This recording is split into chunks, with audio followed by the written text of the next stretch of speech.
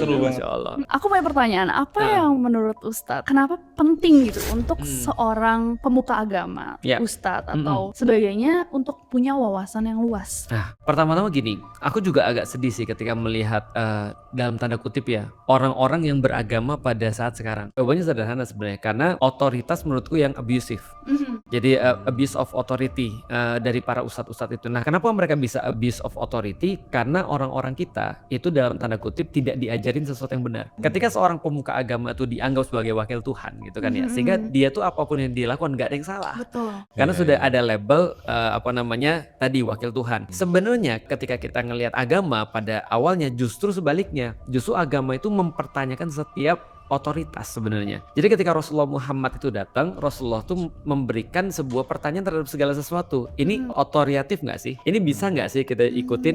Ini kenapa harus begini? Kenapa nggak sebaliknya? Nah, semua itu memerlukan wawasan yang luas sebenarnya. Nah, makanya bisa kita katakan agama itu datang sebenarnya memberikan wawasan hampir semua tentang kehidupan manusia sebenarnya. Cuma disempitkan pada zaman sekarang seolah-olah cuma untuk akhirat. Seolah-olah untuk sesuatu yang bukan duniawi. Pokoknya begini, pokoknya kamu harus dengar, pokoknya kamu harus ikut. Nah, itu yang akhirnya melahirkan abuse of authority itu yang sekarang kita lihat. Aku melihat gini, sebenarnya manusia itu sebelum mereka pun diarahkan oleh agama, anggaplah misalnya agama nggak ada ya, manusia tuh yang membedakan antara satu manusia itu benar atau tidak menurutku ya, atau mulia atau tidak, itu cuma cara mereka respons terhadap sesuatu.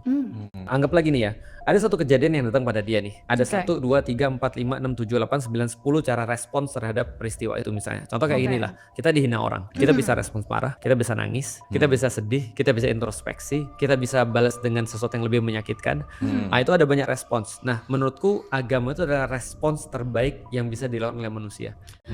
Jadi kayak acuan gitu, Cara respons, guidelines. guidelines, cara respons terbaik tadi way of life tadi sebenarnya.